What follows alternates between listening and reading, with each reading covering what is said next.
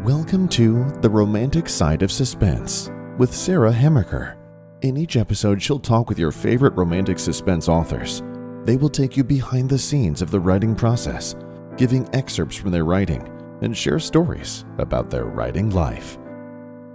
Operation Camouflage Christmas by DeeDee Lake and Susan M. Baggins. How can love blossom for two Army officer candidates when dating is forbidden?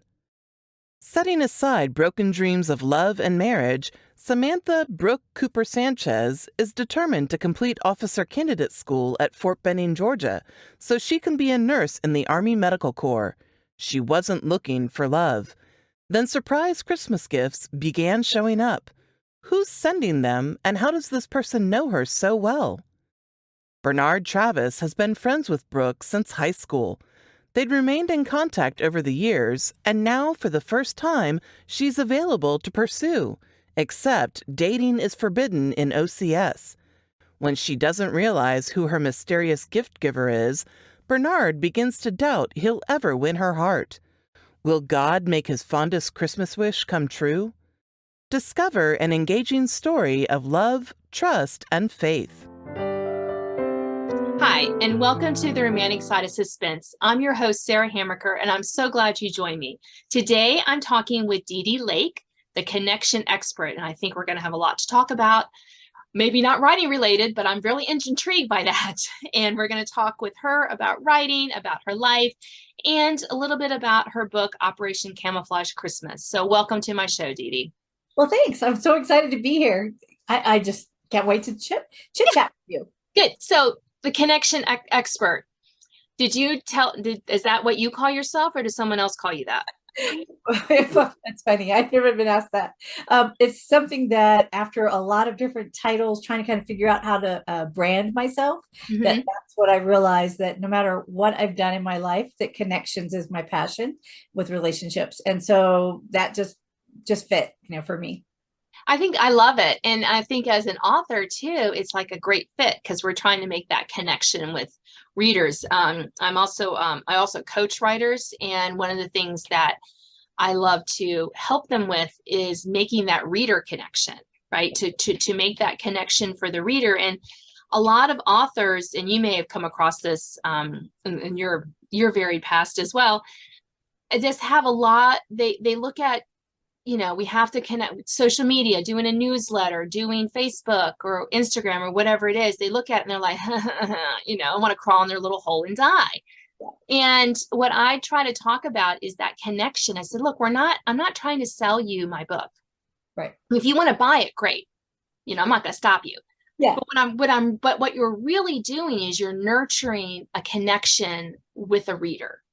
Through your writing at first, right? And then that's what you use social media to, because you're just nurturing that connection. And when you look at it that way, I think it really helps flip that. And I think that some of the things that you do, a speaker, an author, a blogger, a columnist, that's what you're doing. You're nurturing those connections. So I'd love to hear a little bit more of your thoughts on that. I think you're right on track. I think that writing is just one more way to connect. When we all desire those relationships and that connection. Some of us are better at it than others. Some are more comfortable at it than others. And, we were talking earlier before we started recording about just location, too, sometimes makes it really difficult. And then, of course, 2020 happened and all that nasty stuff. But I think it's so important for us to have relationships and have those connections, because we were made for that. We were made for relationship. We just were, Yeah. So, how do you translate that into your book then? How do you make those connections with your characters in your books? I don't know about you, but I love to read a book or write a story that when you leave, you still think about that. When you're done with them, you still think about those characters. This one lady was telling me that she has a fan that sent her a message and said, "I've been praying for so and so." And she had to write back and say, "It's just a character in a book." So to me, that's true connection. That is the way to do it. That you want your characters to become so real to to your reader that they care about what's going on with them, or they're mad about like something that one has done. We've got in our first book, I'm sorry, the second book of this series, we've got a character of, oh, you just want to like punch him, he's so mean. So yeah. Yeah, so right, and when in writing romantic suspense, there are bad people. There's bad people who are doing bad things, and yet sometimes it's so important to show kind of how that connection went wrong. Right, because sometimes it can start out as a good thing. We've seen that in our own life where something is a good thing and then something happens and just twists it. Well, sin happens and twists it. We can let it, but I just find that very interesting that there are those broken connections too, and how as writers we use a lot of those as conflict, as story, story forward. Yeah, all those kind of things. What I like to do when I write a story, and Susan is the same way, my writing partner, Susan Baggins, we both like to see that the character has an arc to it. When you read a book and a story and it's really flat and you haven't seen change happen in that character, especially the main characters, it just doesn't grab you. But in our stories, we really try to make sure that there's a change in them, or that moment where they're like, oh yeah, this is what God wants for me, or how it's different. Right. And I love that you mentioned God, because we do, as Christian romantic suspense writers, we do get to offer that faith element, that's the ultimate connection, right?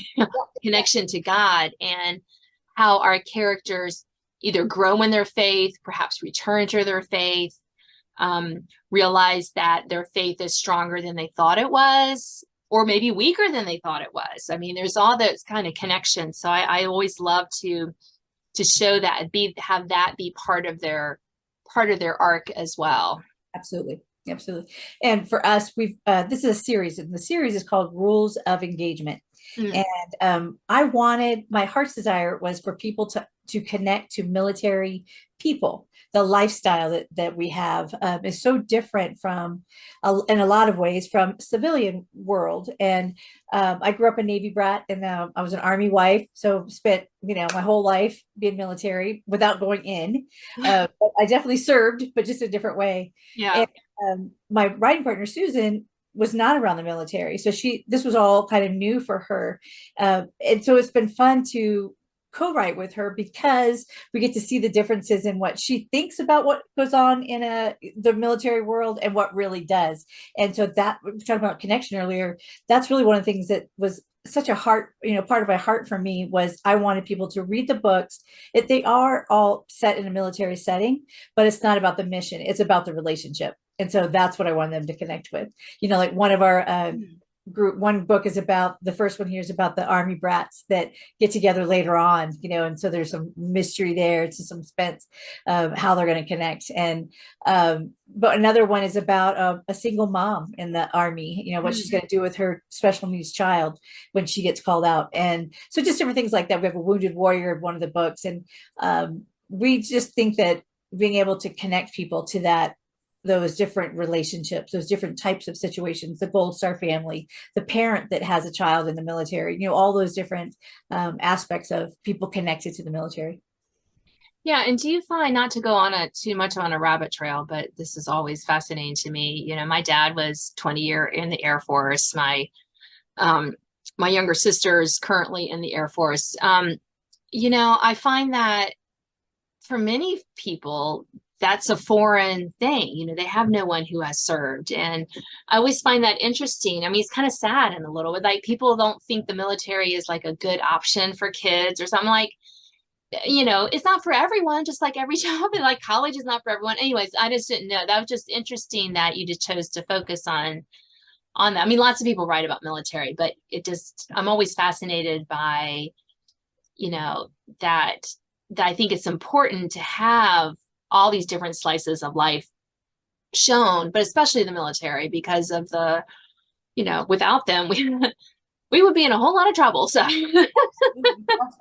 it's funny to me, because having grown up in the military, I love when somebody tells, like, I'll talk to people all the time, of course, because I'm the connection expert. And I always want to know what they do. Like I met a man that his company he worked for invented the edges of the shoelace, that little plastic part that's on the, I'm like, yeah, I guess somebody had to do that, but my world has been all about military, like if somebody says they're an armor, I'm like, okay, know what that is, or whatever, gunner or pilot. And so to find all these really interesting jobs that people have as civilians, to me is just as foreign as, the other way around, like people not understanding that on a military post, you've got a bowling alley, you've got a grocery store, you have, schools, all those things, that you have. It's just like a little town, basically. I had always, I've lived everywhere. I've lived in 50 houses, so I've lived in a lot of places. And I'm always so intrigued by the person that has lived in one or two houses. I'm like, how do you do that? Like, I don't even have an idea that how that would work. But yeah, so it's pretty cool. Yeah. Yeah. No, yeah, I got the tail end of my dad's career, so I don't really remember any house but one. So lucky me. My older siblings, not so much. But anyway. My son says I have issues because I always move my furniture around. And I'm like, you know what? I'm not moving, so I got to move the furniture. You gotta get something freshen up. You're like, hey, we've been here how long? Okay, come on, people. Shouldn't we be pulling up stakes? That's true. Yeah, that's funny. I know I probably would have less stuff if I moved more often, but I'm actually pretty good about it. I'm not too cluttered. We actually have just recently had to empty everything out of our attic because we're going to get the roof replaced. And I was like, why? Some stuff up there, I was like, yeah, this is good. And I didn't have too much, but there was still a smallish pile of stuff. Like, why did I keep that? Yeah. There's always that one box that you're like, really? What's this in here for? I know. There was a couple of those. We're just like, what? Oh, okay. I know why I kept it. Yeah. But that was like 2 fridges ago, and I don't need this drawer anymore. Stuff like that. So, all right. So tell me a little bit about Operation Camouflage Christmas. Okay. Don't give anything away, but what was your favorite? Let's start. What was your favorite part of writing that book? That's a good question. What was my favorite part of writing the book? I think the collaboration with Susan has really been fun. So what happened was that 30 years ago, when I lived in Panama with my husband and daughter, where we adopted her, I started writing a story, and I wrote on it for a while. And, it's just this story. And I called it God, Love, or Country, because the guy had a choice of those 3, basically. And which actually now is going to be book 2 in this series called Allegiance. But I met Susan at a writing conference, 2014, I think it was. And she works for a different publishing house than I do. And I didn't work for one at all then.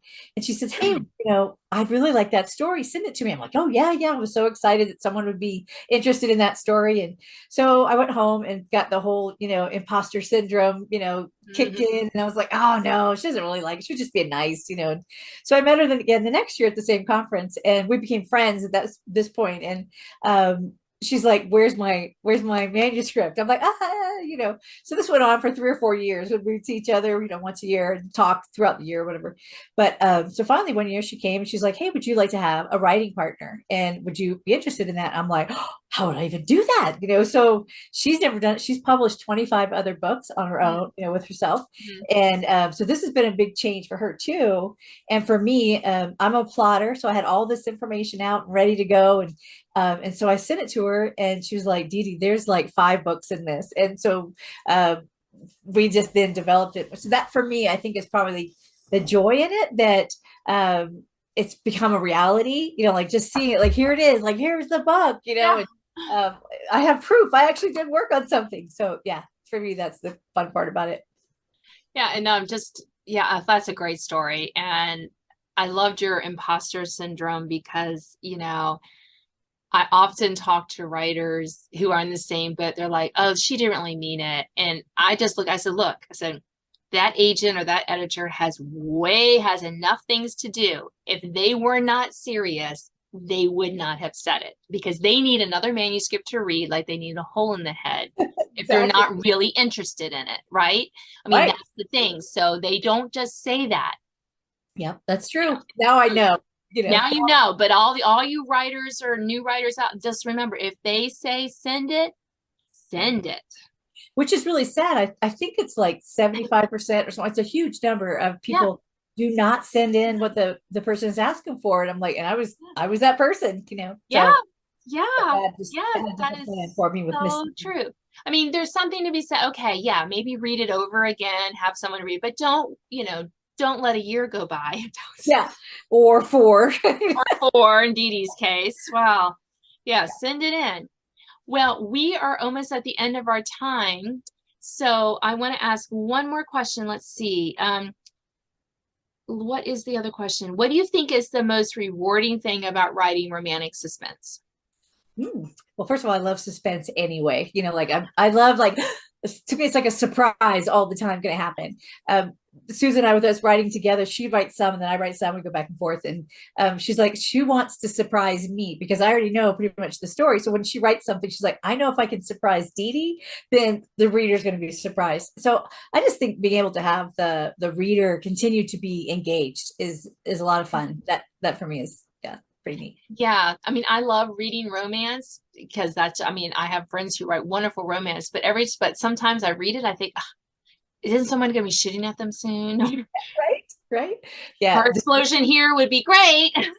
I need to Wait, tell you wait. the story is about the first one, Camouflage Christmas, right here. Yep. Is about two army brats that knew each other in high school. He had a big crush on her, and they, of course, as that life changes, and they went around, but he still was in love with her, and they wind up at OCS in Fort Benning, Officer Candidate School, and he knows she's going to be there, but she didn't know he was going to be there, and so it's just that relationship, how it develops, and there's little, suspense in there. So it's fun. I think you guys will enjoy it. It's a novella. Actually, this one's a novella. The rest are novels. So we just wanted to kind of get everybody just a little interested in the Yeah. story. Yeah. No, I love it. Well, thank you. This has been delightful, DeeDee. So thank you for being on my show. Oh, thank you for having me. This is fun. It's nice to meet you.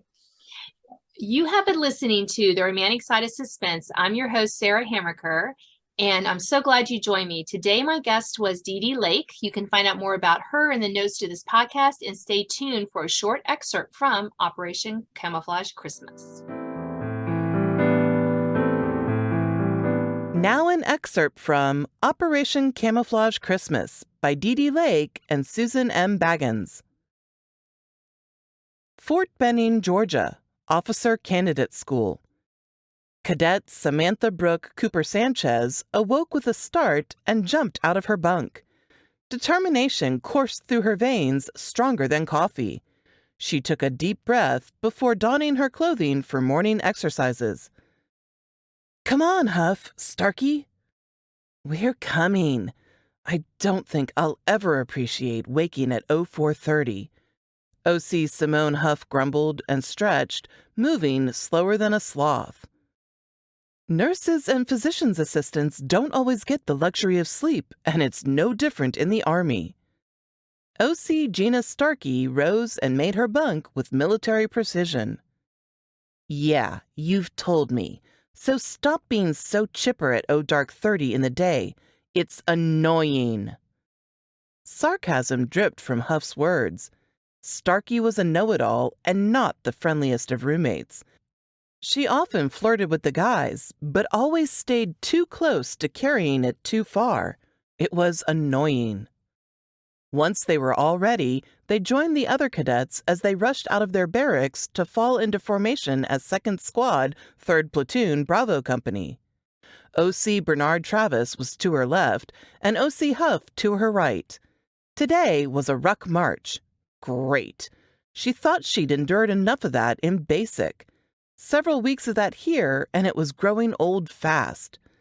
Change your attitude, cadet, she mentally scolded herself. She'd endure. She always did. Brooke had worked hard to get college credits while in high school. She joined the National Guard and managed to obtain her RN certification fast. Why was she in a rush? To prove she could do it, and to make her father proud. She glanced to her left. Bernard gave her a brief nod and a wink. They'd been in high school together while both their fathers served on the same post. She wanted to scoff at how easy she thought this would be after being raised as a military brat. Basic was rough. Nursing school had been a challenge, too. She hadn't expected Bernard to be here. He was a pleasant surprise when she first arrived. It was nice to see a friendly face. She chose to lock up her teenage crush over him. That was years ago. Even if only as a friend here, it helped the time go faster.